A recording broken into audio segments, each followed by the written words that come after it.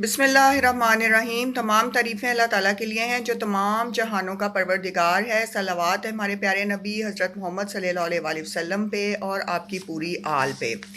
अस्सलाम वालेकुम व्यूअर्स, आज की इस वीडियो में हम बात करेंगे दूसरे अनवारे इलाही के बारे में। दूसरा अनवारे इलाही जो कि रूहानियत के रास्ते में इंसान को मिलता है, सालिक को मिलता है। दूसरा नूर है रियाकारी से इखलास का सफ़र। रियाकारी जो है व्यूअर्स, ये दो तरह की होती है। एक है ज़ाहिरी रियाकारी के इंसान के अमाल और एक्शंस का मकसद अल्लाह की रज़ा के अलावा कुछ और हो, जैसे माल दौलत का शो ऑफ करना, माल दौलत का रोब दिखाना, दर्जा और अपने रुतबे का रोब दिखाना, अपनी सीट का रोब दिखाना, किसी की चाहत की वजह से अपने आप को बड़ा फ़ख्र महसूस करना, बहादुर होने का रोब दिखाना दूसरों को और उस पर बहुत ज़्यादा फ़ख्र करना और सखी कहलवाने के लिए बहुत सारे अमाल करना, सिर्फ़ इस गर्ज से कि लोग सखी कहें और लोग जो हैं तारीफ़ करें। तो जब इंसान के अमाल का मकसद अल्लाह की रज़ा के अलावा कुछ और हो, जो वो ख़ुद जानता हो, या लोगों से तारीफ़ और तहसीन हासिल करना हो, तो उसको हम ज़ाहिरी रियाकारी कहते हैं। दूसरी होती है बातनी और खफ़ी रियाकारी, यानी बातिन की रियाकारी। ये इंतहाई ख़तरनाक अमल है और इसका शिकार बहुत सारे लोग होते हैं। इसमें तारीफ़ की जाती है जो कि अंदर से खुशी पैदा करती है। लोग अमल करते हैं इसलिए कि दूसरे लोग उनकी तारीफ़ करें और अंदर से उनके नफ्स को बहुत खुशी महसूस होती है। बातनी रियाकारी में इज़्ज़त की रियाकारी भी आ जाती है कि लोग आपको इज़्ज़त दें तो आपका नफ्स अंदर से बहुत खुश हो और लोग आपकी ताज़ीम करें क्योंकि आपके पास पैसा हो, मर्तबा हो और आपका नफ्स बहुत खुश हो। मतलब आप बार बार वही काम करेंगे, ख्वाह वो खैरात देना हो, लोगों की मदद करना हो, जिससे आपके नफ्स को तस्कीन मिले। और वो आप अल्लाह की रज़ा के लिए नहीं करते बल्कि अंदर से अपने नफ्स को तस्कीन देने के लिए कर रहे होते हैं। इसलिए बातनी और खफ़ी रियाकारी बहुत ही ख़तरनाक होती है। एक मरतबा हज़रत बायज़ीद बस्तामी रहमतुल्लाह अलैह गुज़र रहे थे, तो रस्ते में बादशाह जो है वो जब भी आपको देखता था तो आपकी ताज़ीम में खड़ा हो जाता था, क्योंकि आप बहुत बड़े स्कॉलर थे और वलीउल्लाह थे। तो जब 2-3 दफ़ा आप गुज़रे तो हर दफ़ा बादशाह जब भी अगर रास्ते से गुज़रता था तो आपकी ताज़ीम के लिए खड़ा हो जाता था। तो आपने महसूस किया कि इस बात पे आपका नफ्स जो है वो अंदर से फूलना शुरू हो गया है।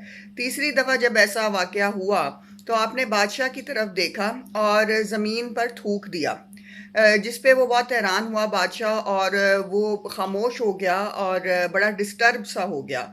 जब आप वापस आए तो आपके मुरीदैन ने आपसे पूछा कि आपने ये क्या किया, और मतलब बादशाह तो आपकी ताज़ीम में रोज़ खड़ा होता था और आपने उसकी तरफ देख के आज थूक दिया।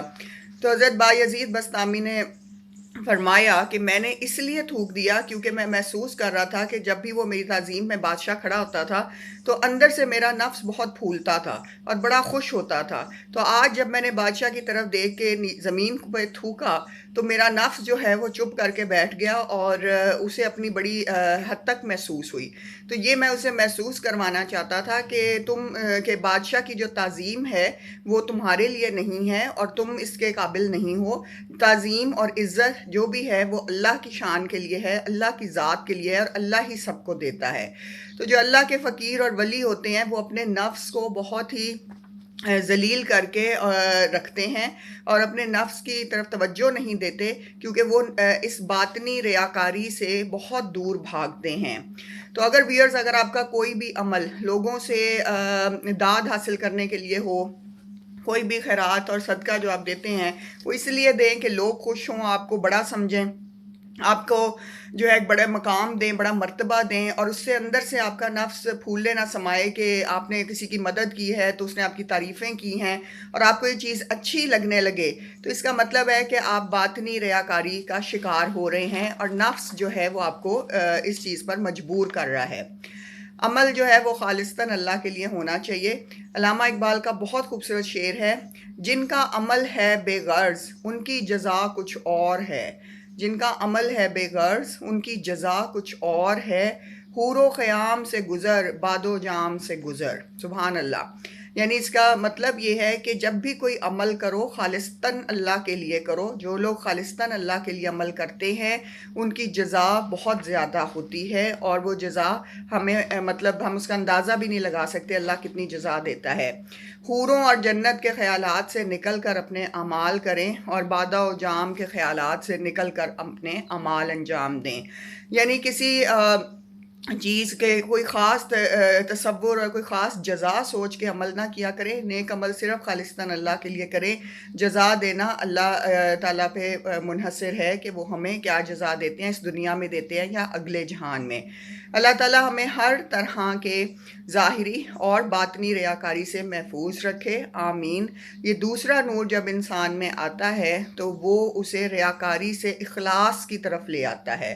یعنی انسان جو بھی عمل کرتا ہے وہ خالصتاً اللہ کے لیے کرتا ہے، مخلص ہو کر کرتا ہے، لوگوں سے مخلص رہتا ہے، اور لوگوں کی تعریفیں اس پر بے اثر ہو جاتی ہیں.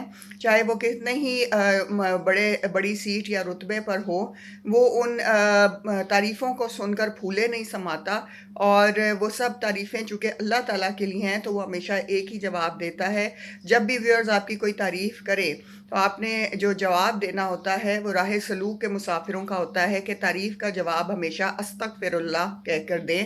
اور دوسرا جواب یہ ہے کہ سب تعریفیں اللہ تعالیٰ کے لیے ہیں.